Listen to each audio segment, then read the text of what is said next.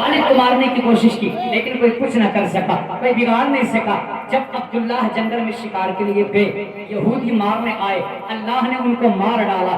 تو یہ واقعہ سارے کا سارا حضرت آمنہ میرے حضور کی امی، آپ کے والد حضرت وہب ابن مناف آڑ سے دیکھ رہے تھے، چھپ کے دیکھ رہے تھے۔ بس دل میں خیال آ گیا، یا اللہ میری بیٹی بڑی شریف ہے، بڑی شریف ہے، ایسی بچے کی تلاش تھی مجھے، یا اللہ تیرے حکم پر موقوف ہے، اے اللہ میری بیٹی کو اسی کے نکاح میں دے دے۔ یہ سوچتے رہے۔ آج تو اللہ معاف فرمائے، ہم رشتے کہاں ڈھونڈتے ہیں؟ ڈانس پارٹیوں میں جا کر کے۔ رشتے کہاں تلاش کرتے ہیں؟ ڈانس پارٹیوں میں جا کر کے، میرج ہال میں جا کر کے ہمارے رشتے تلاش ہوتے ہیں۔ یہی وجہ جو 6 مہینے بعد میں آتے، گھروں میں طلاق والے جھگڑے پہلے شروع ہو جایا کرتے۔ کاش رشتے مسجدوں میں تلاش کیے جاتے، مسجدوں میں تلاش کیے جاتے۔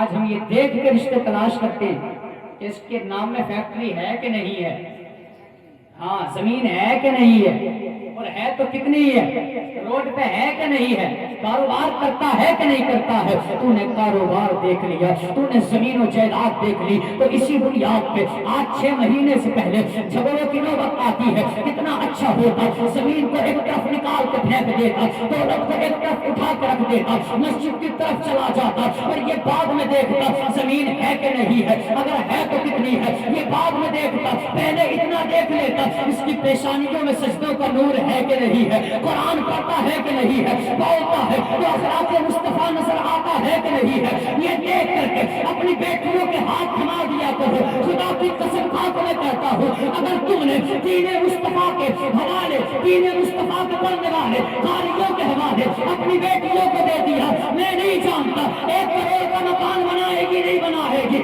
میں نہیں جانتا تیری بیٹی ایسی میں رہے گی نہ رہے گی، مگر اتنا جانتا ہوں مرنے کو مر جائے گی، مگر بھوکی رات کو سو نہیں سکتی ہے، بھوکی سو نہیں سکتی ہے۔ قرآن پڑھنے والوں کو بچیوں کے ہاتھ تھمایا کرو، نماز پڑھنے والوں کو بیٹیوں کے ہاتھ دے دیا کرو۔ اگر نمازی ہوگا تو یاد رکھنا، جو بیٹا اپنے خدا کا حق ادا نہیں کر سکتا وہ تیری بیٹی کا بھی نہیں کر سکتا ہے۔ اس لیے مسجدوں میں جا کے دیکھا کرو، جو بیٹا اللہ کا حق ادا کر سکتا ہے وہ تیری بیٹی کا بھی حق ادا۔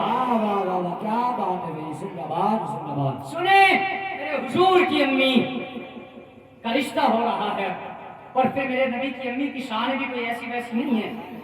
لوگ کہتے ہیں معاذ اللہ ان کے ماں باپ تو معاذ اللہ کافر ہو کے مرے، میں کہتا ہوں شرم نہیں آتی، حیا آنی چاہیے، غیرت آنی چاہیے۔ میرے حضور ایک ضعیفہ کافرہ کے مکان سے ٹیک لگا کے بیٹھے، رب نے فرمایا جبریل کچی رب جلیل کجا زمین پہ جا محبوب سے کہ یہ جس کی دیوار سے ٹیک لگا کے بیٹھے وہ کافرہ ہے۔ مالک کرنا کیا ہے؟ کہ محبوب سے کہ اس کو کلمہ پڑھا دے۔ کہ مالک کس لیے؟ کہ میرا محبوب جس کی دیوار سے ٹیک لگا کے بیٹھ جائے وہ جہنم میں جائے، یہ میری رحمت کو گوارا نہیں ہے۔ اب مجھے بتا، اگر مکان کی دیوار سے ٹیک لگ جائے تو اللہ کی رحمت کو گوارا نہیں ہوتا کہ جہنم میں بوڑھی چلی جائے، تو جس کے شکم میں محبوب نے 9 مہینے رہے ہو وہ جہنم میں چلی جائے، یہ خدا کو کیسے گوارا ہو سکتا؟ یہ مکان ہے جھوٹے۔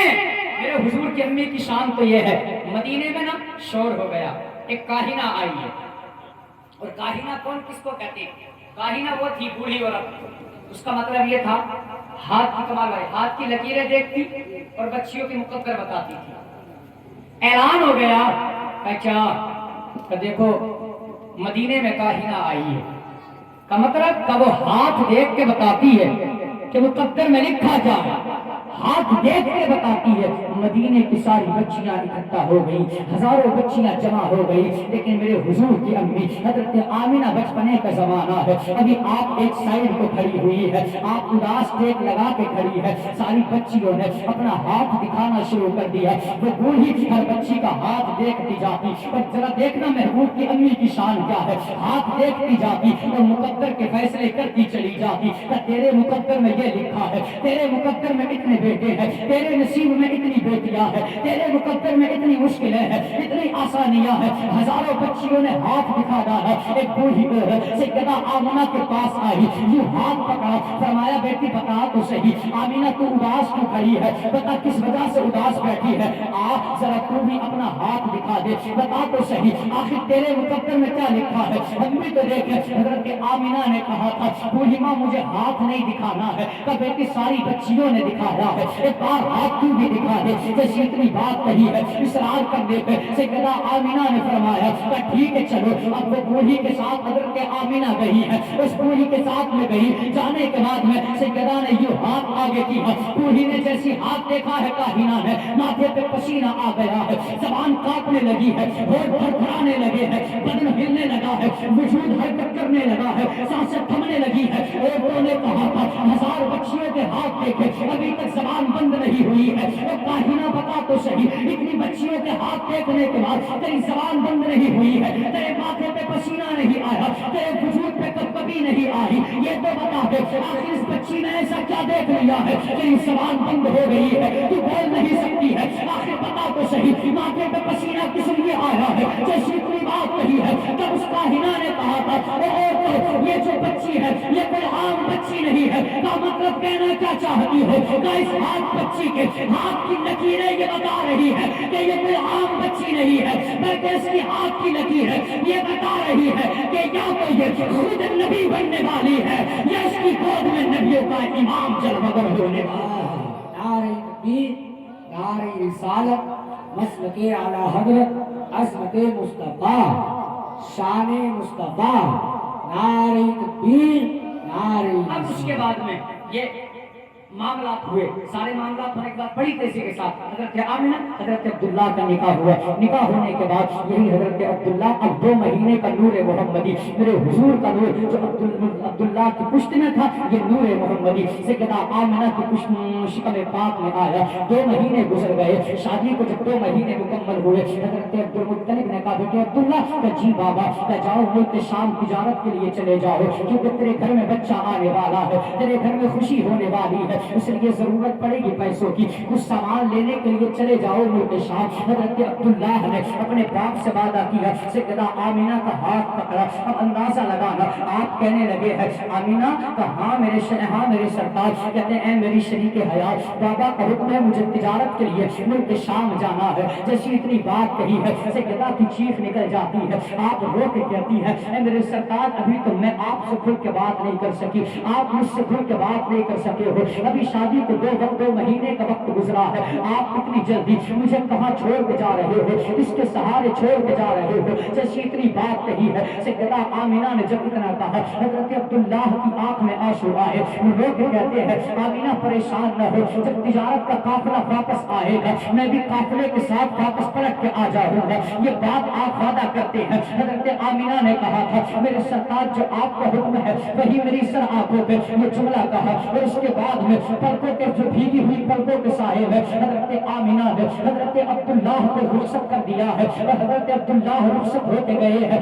آپ دروازے پہ کھڑی ہے, جہاں تک عبداللہ نظر آ رہے ہیں وہاں تک آپ نے دیکھا ہے. اور یار آج میں کہنا چاہتا ہوں میری کون کی مائیں بھی بیٹھی ہیں, میں ہاتھ جوڑ کے کہتا ہوں تمہیں خدا کا واسطہ کچن میں کھڑے ہو کر کے گالیاں نہ دیا کرو, آج اگر سوکھ نہ دلا ہے تب گالیاں دینا شروع کر دی. اللہ کا واسطہ نل پہ کھڑے ہو کے گالیاں نہ دیا کرو, خدا کرے تو کام کرنے جاتا ہے تیری ٹانگ ٹوٹ جائے, کم سے کم اپنی بستر پہ پڑا تو رہے گا, خدا کرے تیری زبان بند ہو جائے, اللہ کرے ایکسیڈنٹ ہو کے مر جائے, میں سکون سے رہوں گی. وہ میری قوم کی بہن مجھے کلیجے پہ ہاتھ رکھ کے بتا اگر اس کا ایکسیڈنٹ ہو گیا, اس کی سانس تھم گئی تو مجھے بتا تیری عزت کی حفاظت کرنے کون آئے گا, تیرے نخرے اٹھانے کون آئے گا. تمہیں خدا کا واسطہ اگر یہ اللہ نے, میں کہتا ہوں میری قوم کی بہنوں اپنی شوہروں کی عزت کی بھیک مانگا کرو اللہ سے, اپنے شوہر کی زندگی کی بھیک مانگا کرو خدا سے. اگر ان کا سایہ سر سے اٹھ کے چلا گیا کوئی ہاتھ تھامنے والا نہیں ہوگا. یہ معاشرہ تو اتنا ذلیل ہو گیا ہے,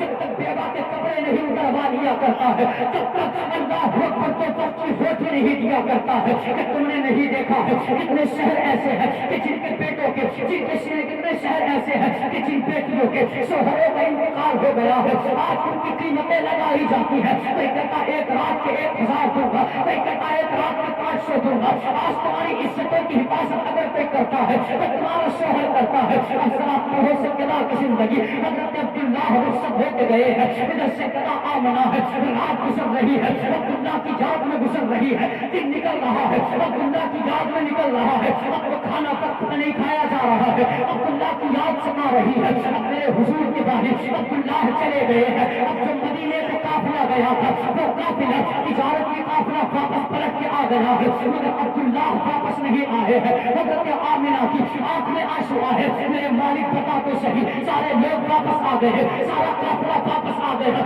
मेरे अब्दुल्लाह वापस नहीं आए हैं। अब्दुल मुत्तलिब से कहा था, ऐ मेरे पापा जरा खबर तो लीजिए, वापस नहीं आए हैं। अगले दिन का सूरज चला गया, अब्दुल्लाह वापस नहीं आए हैं। घोंसलों में वापस परिंदे चले गए। बाबा अब्दुल मुत्तलिब जरा खबर तो लीजिएगा, ऐसी कौन सी मुसीबत आई है, सारा काफिला वापस आ है, मेरा अब्दुल्लाह नहीं आ है। ये जुमला कहा, हजरत अब्दुल्लाह की खबर ले है। अब्दुल मुत्तलिब खाने काबा में गए हैं। आप खाने काबा में जाने के बाद में आपने